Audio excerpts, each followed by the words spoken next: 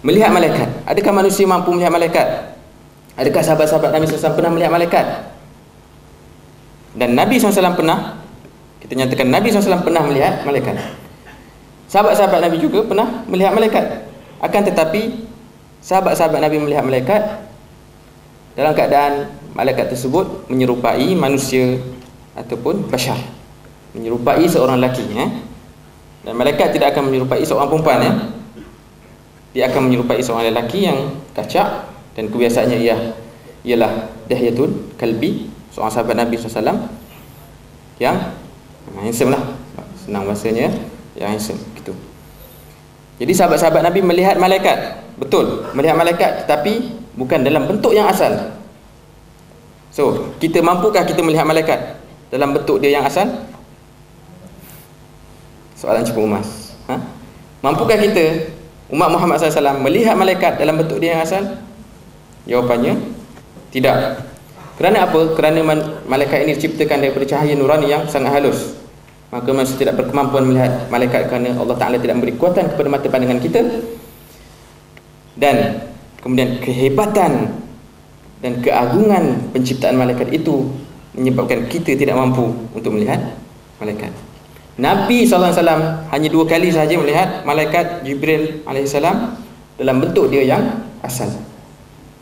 3 kali? Tak, 2 kali sahaja. Pertama, di atas bumi, ketika berada di bumi. Dan kedua, ketika berada di atas langit. Ketiga tak ada, tak pernah. Jadi 2 kali sahaja Nabi SAW melihat. Tidak ada di kalangan umat ini yang melihat malaikat kecuali apa yang telah Allah anugerahkan kepada Nabi Muhammad SAW. Dalam pada itu pun bagi dia hanya melihat malaikat Jibril dalam bentuknya yang hakiki 2 kali sahaja. Pertama ketika berada di bumi, balik daripada Gua Hira, lihat tafsiran surah An-Najm ayat 8. Dan yang kedua ketika berada di atas langit, Sidratul Muntaha, dalam kisah Mi'raj, hina ma'urijan Nabi SAW ila sama atau ila Sidratul Muntaha. Nabi melihat Jibril. Nabi melihat Jibril. Qaulu ta'ala wa laqad ra'ahu bil ufuqil mubin. Dalil kepada Nabi melihat Jibril ini, wa laqad ra'ahu bil ufuqil mubin. Dan demi sesungguhnya Nabi itu telah melihat Jibril di ufuk yang nyata. Wa fi qawlihi wa laqad ra'ahu nazlatan ukhra inda sidratil muntaha indaha jannatul ma'wa, An-Najm yang kedua. Ini kali yang kedua. Dan sungguhnya Nabi SAW telah melihat Jibril itu dalam bentuk dia yang hakiki untuk kali yang lain, kali yang kedua. Di mana? Ketika Nabi SAW berada di Sidratul Muntaha. Dekat Sidratul Muntaha itu ada syurga Jannatul Ma'wa. Sidratul Muntaha ini apa dia? Satu pokok, disebutkan dalam Sahih Bukhari, satu pokok yang daunnya seperti ka'adhanil filah, seperti telinga gajah. Saja.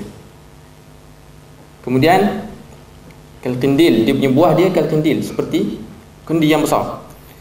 Kendi yang besar. Itu tentang Sidratul Muntaha, dekat dengan Baitul Ma'mur.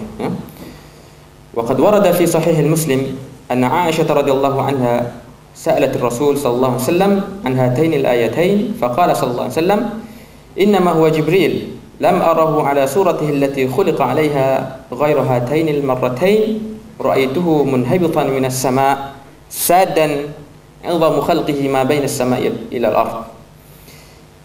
Aisyah radhiyallahu anha bertanya kepada Nabi SAW tentang 2 ayat ini. Yang pertama, walaqad ra'ahu bil ufuqil mubin, at-takwir.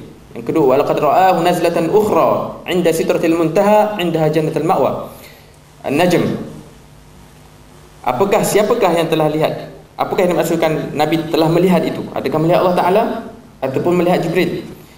Faqala Nabi SAW, innama huwa Jibril, hanya saja dia adalah Jibril. Yang aku lihat itu adalah Jibril. Lam arahu ala suratihi allati khuliqa 'alaiha.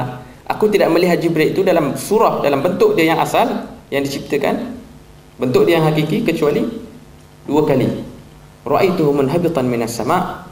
Aku melihat Jibril ini turun. Munhabit ni macam landing, terbang tu, hubut ta'irah. Begitu. Turun daripada atas langit sad dan 'idhamu khalqi, kemudian memenuhi ruang udara angkasa, ma baina samai wal ard, kebesaran tubuh Jibril ini memenuhi apa dia, antara langit dan juga bumi, antara langit dan juga bumi, bukan antara langit dan juga bulan, antara langit dan juga bumi. Kita tengok jin, setan, hantu pocong apa semua pingsan. Baru tengok tuyul sebelah pingsan, kalau ada lah. Siap-siap mati terus. Tak sempat nak mengucap. Sebab dia pun bela tuyul. Kalau bela, cepat-cepat bertaubat lah. Bela-bela jin ini syirik. Bela-bela sebab dia meminta satu perkara yang menyekutukan Allah Ta'ala.